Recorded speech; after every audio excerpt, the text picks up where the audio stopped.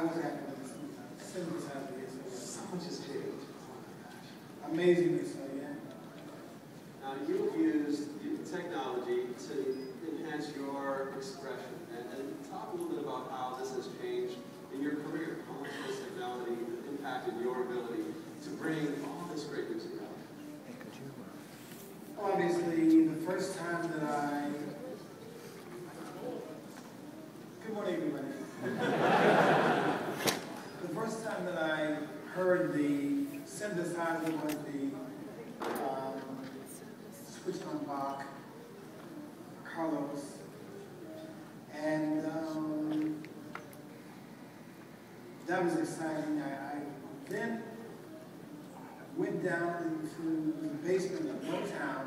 They had the engineering area, and they had this thing called the mobile synthesizer. And I said, well, how do you make sound come out of it? And so the engineers were sort of new on how to work the synthesizer. They never really got anything out of it. But at some point, I did hear it on Marvin Gaye's What's Going On Now. And that was amazing to me, obviously, that. I had a desire to really play all the instruments on my album, to really express the things that I wanted to say musically, to create an arrangement that the horns, as I heard them, would be played and all that. And so, in 1971, when I reached 21, I decided to no longer be with any record company anywhere. And I took all the money that had been in the trust fund, went to New York, bought me a car, drive to California. So I went to New York, and I had the pleasure of meeting Bob Margolis and Malcolm Sessa. And they had their group called Tom's Expanding Headband.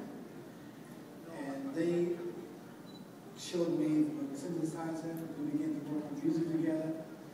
And they worked with me on Music of My Mind, Talking Book, Innovations, and hopefully this first finale. And it was through working with that technology that I was able to really do things that I just imagined, create the kind of bass sounds that I wanted, create the kind of horn sounds that I wanted, and to create sounds that just came from my imagination. Well, it was in part of the 70s, and I said, you know, this is great, but while it would be incredible to have polyphonic instruments, you can play more than one sound at a time. And I had, at the point, had the pleasure of meeting Ray, and I said, I'm going to challenge you to this idea that I have. Why can't we make a synthesizer be polyphonic, play more than one note at a time, and to be able to take the various sounds and create them in a way that we can have ways of arranging the music, kind of hearing the sounds, either before we did the arrangement or with the actual musicians, or to play the instruments that would be able to create those sounds in the record. So the first time that I really used this instrument was when I was working on the music for the film The Woman in the Red.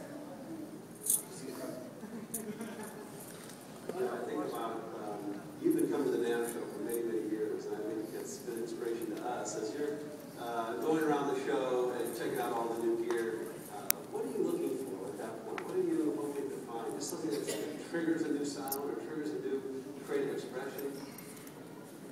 I'm really looking for, you know, obviously the latest instrument. I guess it'd be almost like, you know, if you go to a car, you want to find a car that looks the best, drive the fastest, whatever. So for me, the instrument is, you know, something that I'm curious as to what the latest technology is, and how it's used, and how it can work good for what I want to do, and how versatile it really is. Now, we are now in 2012, and I'm excited about where technology is, in it that we're talking about this I'm bringing up right now. I'm excited what technology is. I think that, for me, honestly, I'm so very happy that I've lived in a time to have the pleasure of meeting two great people in my life. Ray himself, obviously, and Steve Jobs. It's a wonderful thing. And for the minds to be of such that they want, and they did, make the world more accessible to those with physical disabilities,